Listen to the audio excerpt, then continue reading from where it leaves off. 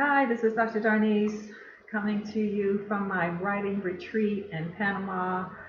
I am on my blissful writer's retreat. I've been planning this, well, for years, I think. I just didn't know that it would end up being Panama until maybe this year, 2016. But welcome in. I wanted to just share with you what this writing retreat is about for me. I'm working on my book, 40 something. You've probably heard me talk about this in various places, social media especially. And I am here to complete my first draft of this book.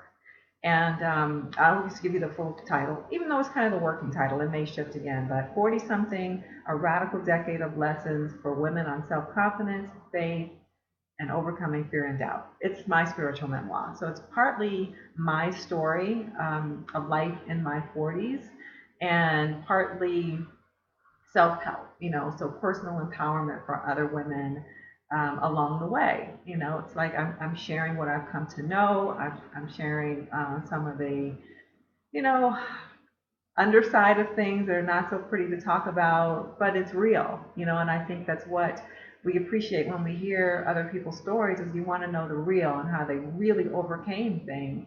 I know for me, as much as I admire people who are really successful, um, as much as I want to know about their path to success, I also want to know how they overcame when things were very difficult, because that's what encourages us along the way. Otherwise, we might give up. So in this spiritual memoir, I am sharing some of the things that I have learned along the way, sometimes the hard way, sometimes just by the grace of God. Um, and I'm sharing my spirituality in it as well, which is why I'm calling it a spiritual memoir. And hopefully, it will be helpful to other people in terms of their spiritual path. So I'm inviting you. You can get a free excerpt of the book at 40somethingthemovement.com, 40somethingthemovement.com, and you can get a free snippet of the book. And since I'm here, I've been here a few days now. I've been rereading what I've written already, and writing more, editing, all of it. And a few things have come to mind that's just sort of popped out at me that I thought I would share. Just some tips. Um, I guess I'll call them just tips. I was reading, I was like, hey, this is kind of good. This is a Facebook post. I'm going to put it up there. And I thought, well, why not my YouTube community as well? So one of the things that I was reading over, I was like, wow, I wrote that. And I'm looking here, I have my manuscript next to me. There really is no greater obstacle than self-doubt turned into self-sabotage. And I'll say that again. There really is no greater obstacle than self-doubt turned into self-sabotage. Right? Like, just think about that. Our greatest obstacle in accomplishing things usually is ourselves. It's our own idea that we can't. And because of that, we don't start even.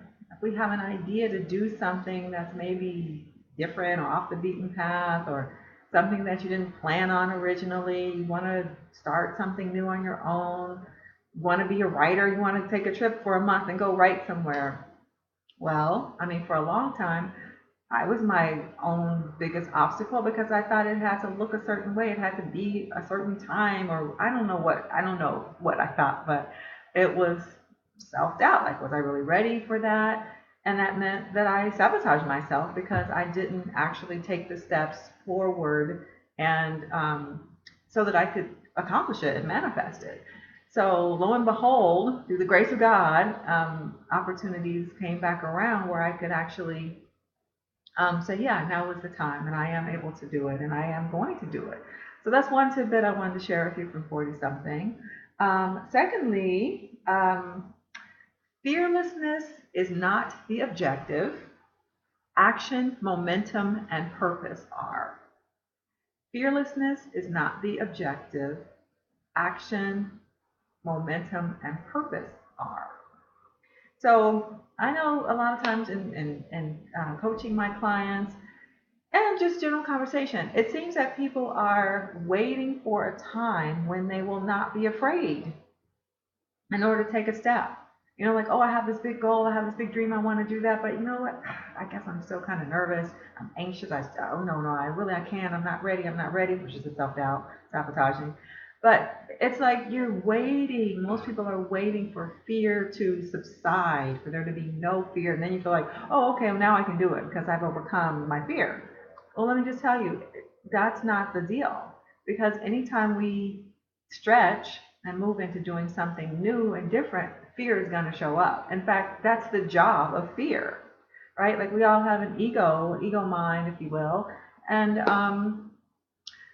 fear is the job that says, hey, be careful, look out, we don't know about that thing yet, we don't know about that, so make sure you're paying attention here. Doesn't necessarily mean stop, it just means look carefully because this is an unknown. Okay, so it means that you still take action. Your action will develop a certain momentum, like continued action forward, and purpose. Like, what is it that you're about? What is it that you really want to, what kind of outcome do you want to have? And so, I mean, I just have to say, to fear and doubt. Fear and doubt show up. It's like fear on one shoulder, doubt on the other shoulder. They show up and start talking to me, and I'm like, okay, fear and doubt, you get to have two seats because I am going to take this action, and then there will be momentum following that action, which will lead me to my purpose. All right, so that's just something I wanted to share also. And number three, one thing I learned in my 40s for sure, and that is that being independent does not mean that you never ask for help. I just want that to sink in, especially for women. Being independent does not mean you never ask for help. Too many of us are out here with an S on our chest trying to be superwoman doing everything all the time. Everything all the time. And that's just a recipe for exhaustion, resentment, disaster, really. Because sometimes we have too much pride.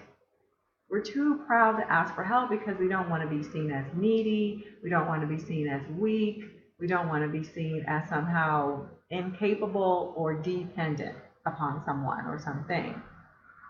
And that's not true at all, I've come to find out. Being independent is knowing, it's really being clear on what it is you do well and what you don't do well. Acknowledging that there are things that you do not do well and you need help with those things. And there's no shame in asking for that help. In fact, it says, I'm confident enough to know my lane. I do this well. I don't do that well. I'm going to ask other people, what do I need to do here? How can I be supported here? I can't say it any clearer than when I was rereading that. I go, exactly, exactly. So take the S off your chest sometimes and allow someone to help you. It's okay. And it's a sign of increased confidence, actually. Okay, so those are my tips that just come from 40 something. As I'm writing it here on my retreat, I'm sure I'll have more insights and I'll come back on and share some more. Again, if you want your free excerpt, go to 40somethingthemovement.com and you can get it there. Otherwise, if this has been at all helpful to you, like, subscribe, share it with other people, other 40 somethings maybe, or just anybody you think who would like to share in it. All right, thank you so much, and I'll look forward to next time.